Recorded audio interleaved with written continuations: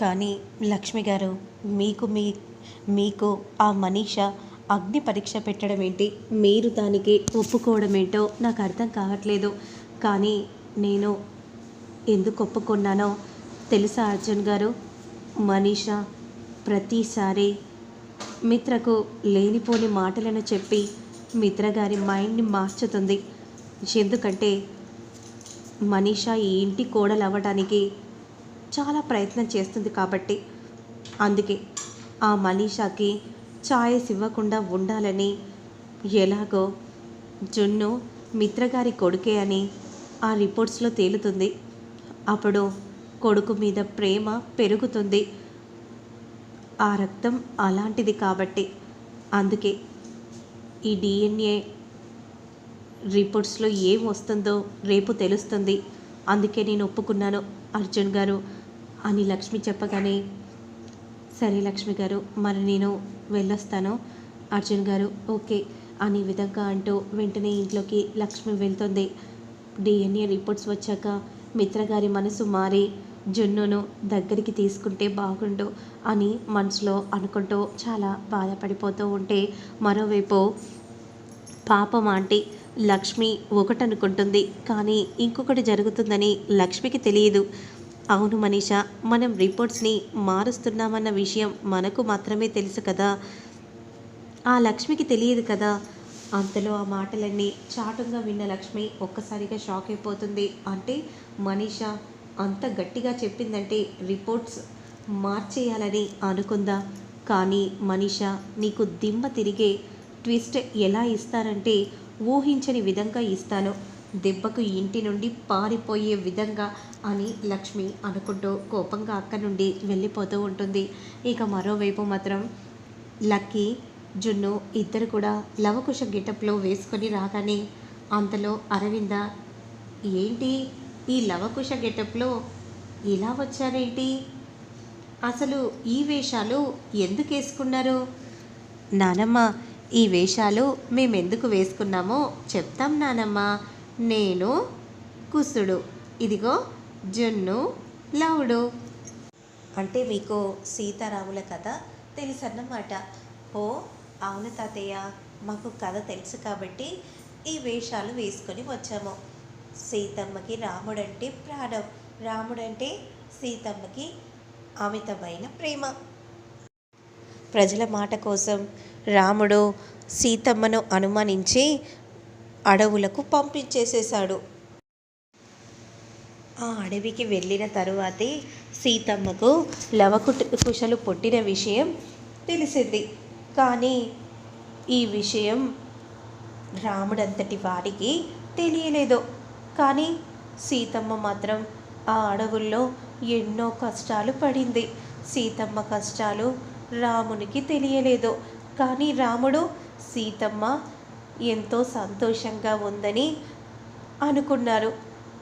సీతమ్మ కష్టాలు ఎవరికీ రాకూడదని సీతమ్మ ఎప్పుడూ మొక్కుతూ ఉండేది. అంటే సీతమ్మ ఎంత బాధపడి ఉంటుందో అందరికీ కూడా తెలుసు. భర్తకు దూరంగా ఉన్న ఏ స్త్రీ అయినా కూడా అంతే బాధపడుతుంది. ఆ స్త్రీకి దిగులుంటుంది.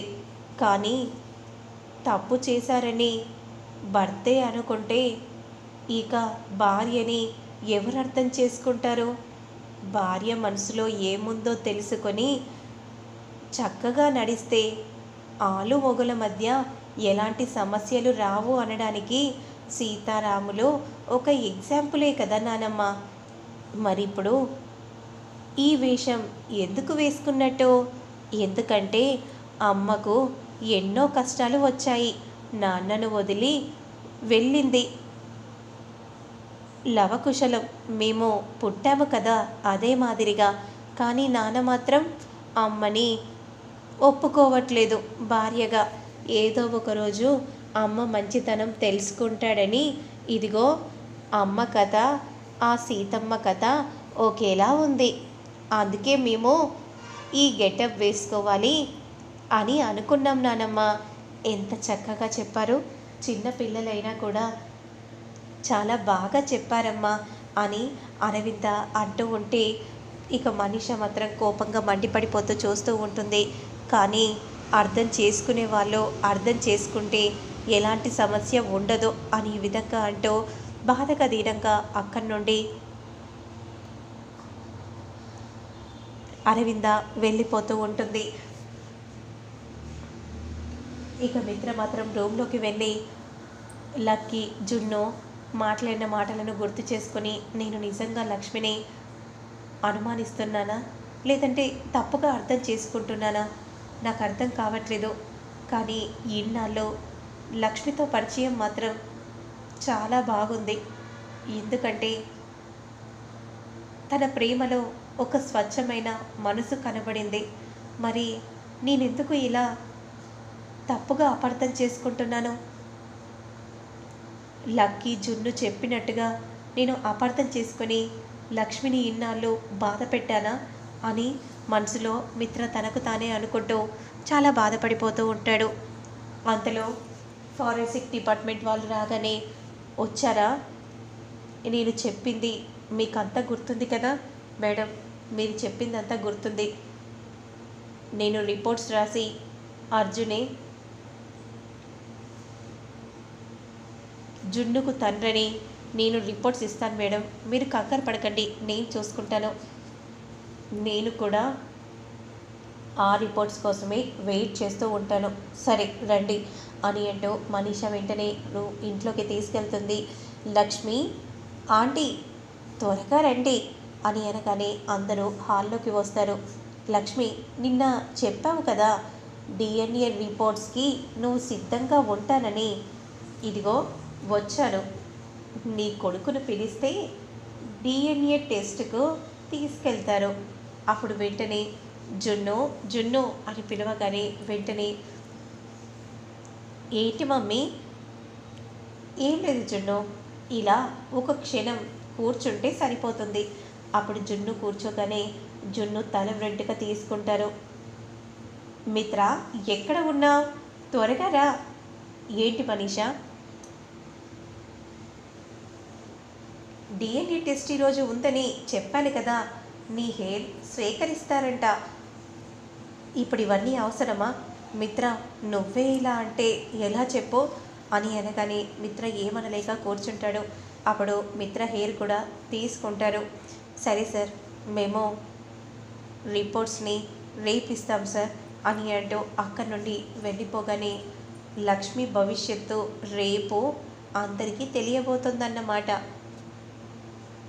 నా భవిష్యత్తు అందరికీ రేపే తెలియబోతుంది. ముఖ్యంగా నీకు ఈ ఇంట్లో ఎవరు ఉంటారో, ఎవరు ఈ ఇంటి నుండి వెళ్ళిపోతారో రేపు తెలుస్తుంది మనీషా అని అంటూ లక్ష్మి అక్కడి నుండి కోపంగా వెళ్ళిపోతూ ఉంటుంది. ఇక కట్ చేస్తే నెక్స్ట్ సీన్లో మాత్రం రిపోర్ట్స్ని తీసుకొని మనీషాకి ఇవ్వగానే, ఆంటీ, అంకుల్ త్వరగా రండి, లక్ష్మి త్వరగా రండి, మీ ముందే ఓపెన్ చేయాలి, మళ్ళీ ఏదైనా తేడా చేశానని అంటారు కదా, అందుకే మీ ముందే ఓపెన్ చేస్తాను అనే విధంగా అంటూ వెంటనే ఆ డిఎన్ఏ రిపోర్ట్స్ని ఓపెన్ చేసి చూయించగానే అందులో జున్ను తండ్రి మిత్ర అని రావడాన్ని చూసి ఒక్కసారిగా మనీష షాక్ అయిపోతుంది. ఇందులో ఏంటి ఇలా ఉంది?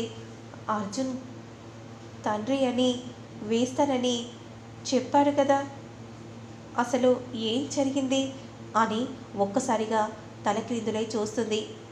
అప్పుడు వెంటనే లక్ష్మి వచ్చి చిటిక వేసి అందులో ఎవరి పేరుందో చూసుకున్నావు కదా, అప్పుడు అరవింద మాత్రం నా కోడలు నిప్పు అని ఇప్పటికైనా అర్థమైందా?